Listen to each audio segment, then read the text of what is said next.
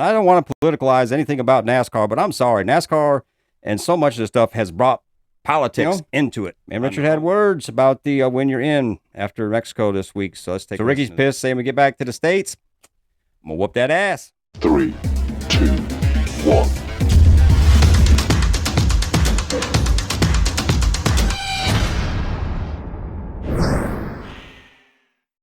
What's up, everyone? Hope everybody out there is off to an amazing week. Man, this is going to be a weird episode. I'm going to tell you that now.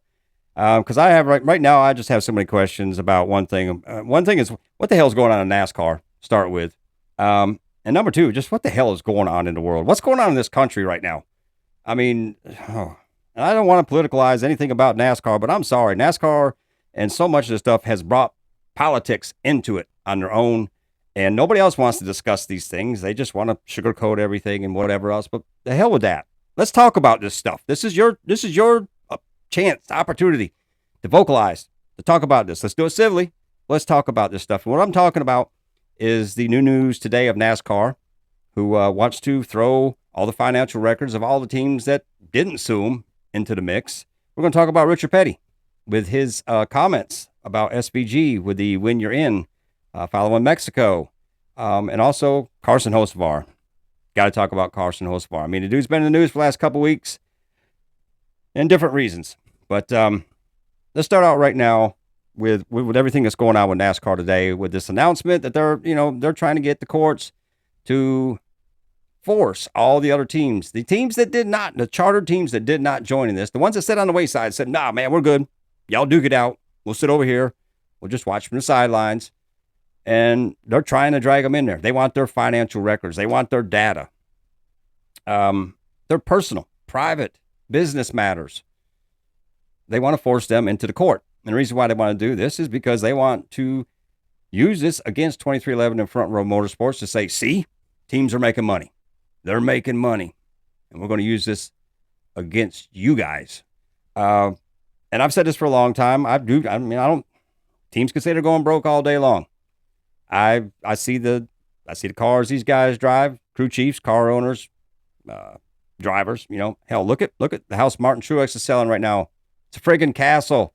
You can't tell me nobody's making money in this sport. So obviously that's what NASCAR is wanting to use with this. It might not be the money that they want to make, or maybe even the money that they used to make, as far as percentages, but still they're making money. Until somebody shows me different, I would kind of say that. But that's the thing, NASCAR is saying, this will be destroyed. It won't be put publicly or anything like that. They just want to use it to fight 2311 and Front Row Motorsports. And even the judge was like, dude, this is putting a black eye on your sport. How's this look to the rest of the world with y'all out here bitching and fussing over this right here?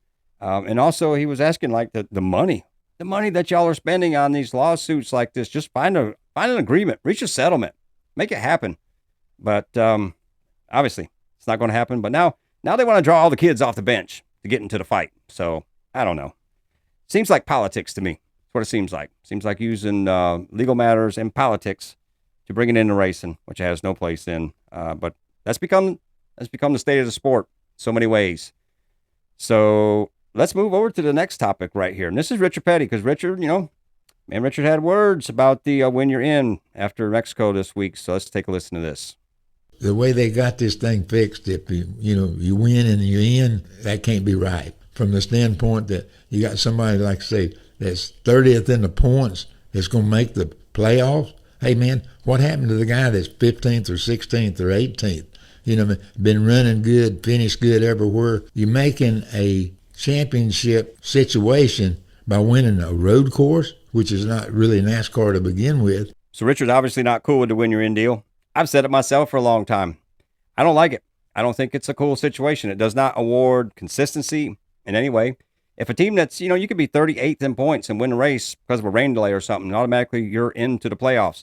Dumbest stuff. Dumbest stuff I've ever heard. Because obviously these teams are not going to be competitive into the final rounds. Damn sure ain't going to make it to the top four. Where there are some teams that are battling around the cutoff line, that could possibly turn it around towards the end and make some things happen. We've seen a lot of teams that, they fall short throughout the first part of the year. They get to the fall and they come on strong. So that's very interesting with this situation right here. But if you go to Facebook and look at this, people are just dragging Richard through the mud with this right here. I'm waiting to hear about the No King Richard protests that are going to be out there. God, please don't let that happen. But there's so much things like this going on, and this is where it comes into the younger crowd and the older crowd in so many ways, because I've seen people saying, because Richard, he's talking about the road courses. People say, well, where do you think the moonshiner started out and everything else? But, we could go into all of this history of everything like that. But the simple fact is, when it really got to racing, it was racing on ovals. That is the center ground of stock car racing for the most part. Yeah, you got sports car racing and everything else, but you don't see dirt late models running on a road course. You don't see, regular late models out there on road, maybe special events, things like that. But you ain't going to see nothing like this. Ovals were what brought up the history. And a lot of the new people don't like that. They will argue back and forth. And, that's what brings us to this situation right here. But again, let's talk about this, but let's be civil about this in so many ways. Now we got to get to Carson Hocevar. This guy. This guy can't stay out of the news. But hey, you know what? When you're out there doing what he's doing, he's going to make news. Now, obviously, going to Mexico, he'd already had an issue with Ricky Stenhouse. They had a little problem out there at Nashville. And apparently they worked that out. Patted each other on the back. Hey, we'll work through this. No, it really didn't happen that way. But anyways, it just worked out and everything. Then they go down to Mexico. This happens right here. Ricky not happy about it. And then as they get to pit road, Ricky just steps in there and gets him an old attaboy, has these words with him. I'm going to beat your ass. You're a lap down. You got nothing to do. Why are you running right into me? Second time. I don't give a damn. I want to eat your ass. I want to get back in the States. So Ricky's pissed, saying we get back to the States, I'm going to whoop that ass.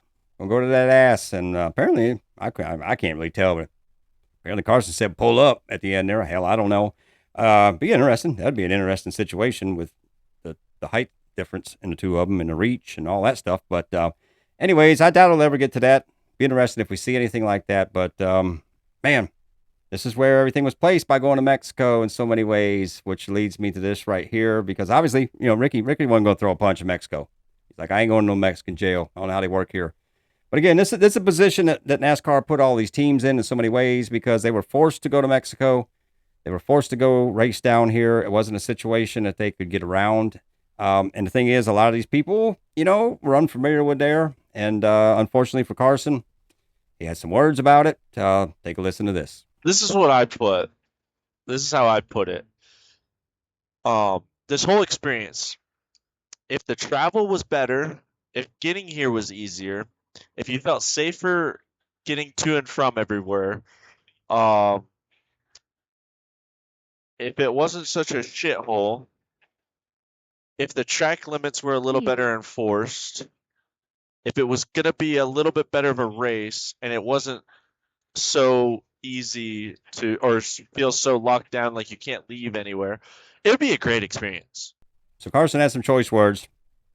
Weren't the best words to use on a platform like this. I mean, we've seen these platforms like this already take a hurting to Noah Gragson, to Kyle Larson. And that's just the ones that have been found. I'm sure there's a lot of other things that have been mentioned in privacy, things like that could fall into these factors. Again, man, this is politics. We got people fighting in the streets around here about First Amendment, freedom of speech and everything else. And apparently Carson don't have his freedom of speech with that, because he was fined $50,000 by his own team for this right here. They're saying this don't represent them, which I get it. I get all that and everything else. But man, if you're going to have one aspect of freedom of speech and things like this, that ought to, it ought to kind of work for everybody, whether you're for or against things. That's not the way it works anymore in this country, unfortunately. But I don't agree with what Carson said. I don't agree with the way he used it. Wasn't the wisest choice like that, but I don't think it's going to hurt this young man's career in any way. I've said it for a while. I compared him a while back to Ernie Irvin. I think he's not the spitting image of Ernie, obviously, but he's one of them guys that you're going to have to put a harness on. You can't teach people to go faster, but you can kind of woe them back in and let them learn lessons. And he's a young man right now, obviously going to make mistakes, but I just hate this. I hate this stuff keeps coming in. That's why I say, go to them damn short tracks. You ain't going to see all this stuff right here. You'll see a Mexican guy, a black guy, and a white guy drinking beer, raising hell, wanting to watch some good racing, because that's what this all should be about, is having a good time with racing and unity. But again, NASCAR is forcing these hands to go do some things like this, so it's going to be interesting to see if they go back there. Obviously costly for a lot of teams. Don't even know that any teams really were too cool with this, but man, let's talk about this. And again, let's keep it civil. Trying to enjoy my week. My birthday was yesterday, and man, I'm just trying to enjoy my week. Talk about some racing. But anyways, hope you're off to a great week. And man, as always, we'll see you at Checkered Flag.